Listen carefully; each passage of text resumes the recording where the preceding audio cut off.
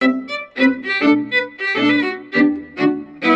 babes, welcome back to my channel. If you are new here, welcome. Today I'm going to be showing you how to dye your hair at home, but in the professional way. So we're going to be using the Ion permanent color in the color jet blue. If you guys are not familiar with this, of course, go ahead and read the instructions on the inside and watch this video.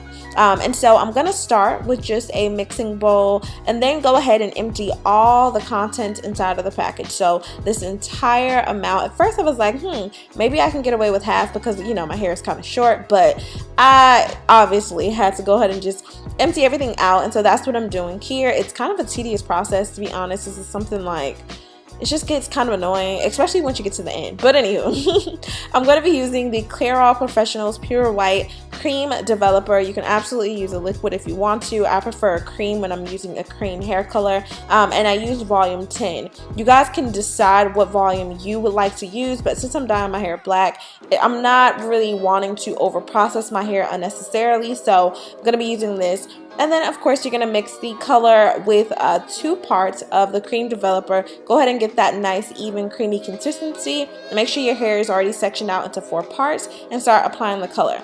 Now, for this first little stripe that I did, I actually went a little bit too close to my roots. If I was actually bleaching my hair a lighter color, more towards like a brown or blonde, I would definitely want to avoid my roots straight out of the gate. I would probably start applying the color maybe about a ½ inch to an inch above the scalp.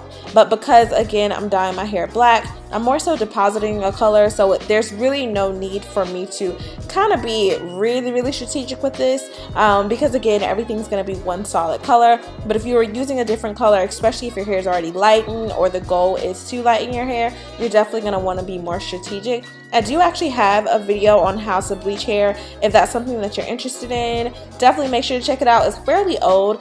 I will never be bleaching my hair like a blonde or anything like that.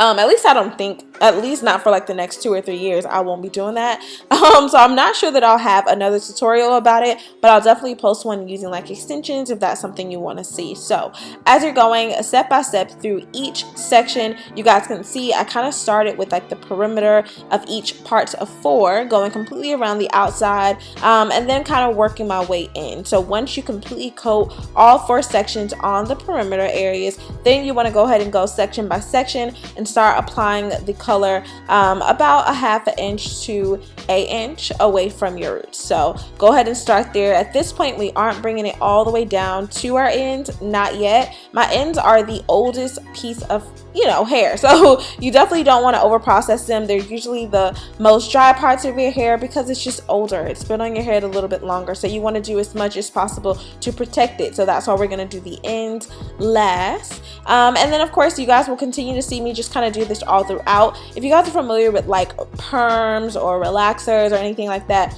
this should be a pretty familiar process to you. I don't really know too many YouTubers that are focusing on relaxers these days. I will probably never do something like that unless it was like on a client. But yeah, I've actually seen the Texlaxing. I don't know how you guys feel about that, but this is a hair color video. I don't even know how I just got to that, y'all. Disregard. Anywho, if you guys are new here, welcome. If you have not already, go ahead and subscribe. And yeah, I'm just going to continue to apply this color, and then I will be right back to show you the ends.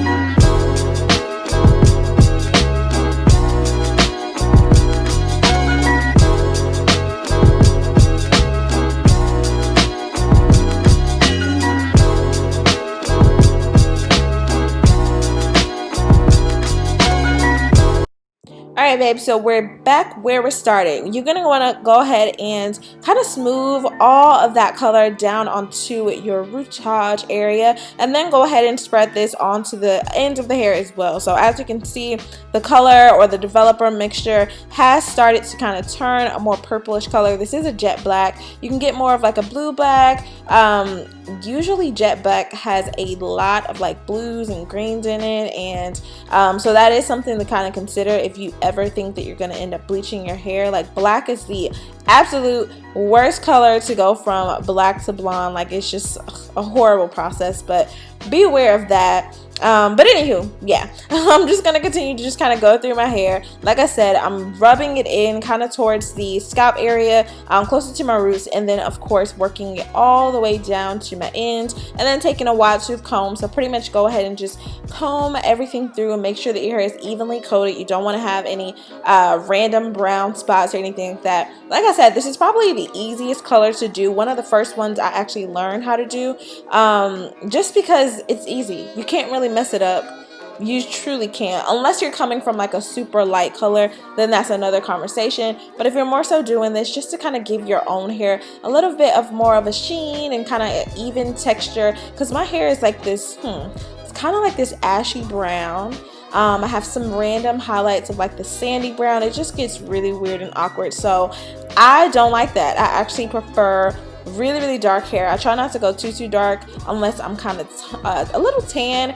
In this case, I'm not, but the intention is to go and sit out by the pool, y'all. We've been quarantined. There's so much going on in the world, so we've pretty much been home. But you guys, I'm getting to the pool. It has to happen. I need a tan. Like, what's the summer without a tan? Anywho, I'm almost done with the color. I'm going to go ahead and just pull this through the last little areas, and then boom, go ahead and let this sit for maybe another 20 minutes.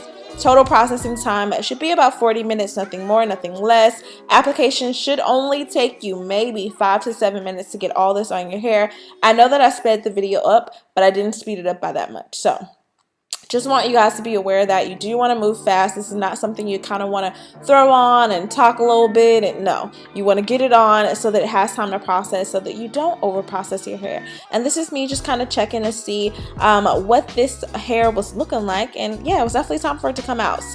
And voila, there we go. So of course my hair is already shampooed and conditioned. I've made sure to rinse a million times until the water of course is clear. Now I'm gonna go ahead and gotta deep condition my hair, right? Because I really want to make sure that I put as much moisture back into my strands and kind of just show it some love. I'm gonna be using the Design Essentials. I believe this is their Moist collection. Can't really think of the name right now. Moisture Retention Shampoo and Conditioner, that's what it is. And I'm just gonna use that. Of course, I'm going to deep condition, so I'm going to sit underneath my hooded dryer. Right now, I'm just detangling my hair just to make sure that everything is evenly spread through. That way, once I come from up underneath the dryer, styling will be super duper easy. So I have my wide tooth comb, of course, and I'm going to start at the very end and then work my way up. You guys, I already have trimmed my hair. This content actually is about a week old. So I will definitely be sure to give you an update on my hair, because again, I was working to kind of grow out the bang area and then allow everything else to just kind of like, I'll continue to trim backward, if that makes sense. So letting my bangs kind of catch up with the rest of my hair, and then doing a chop. So I actually evened everything out. So by the time you get another natural hair video from me, that will already be there. You guys, I'm so excited. But yeah, so the conditioner feels really good. My hair does not feel overly processed. It doesn't feel crunchy or any of that. It feels really full, healthy. I definitely see some ends that needed to go. I think this was at about 6 weeks. And usually, like, now I'm trimming my hair every 8 weeks as opposed to the 6, but once it's 6 to 7 weeks, I'm already like, okay, yeah, it's time for some ends to go. But nevertheless, I love you guys so much. Stay pretty. Leave any comments or questions down below. Definitely make sure to give this video a thumbs up and check out my other tutorials so that you can get that styling. I will see you guys next time. Bye, babies.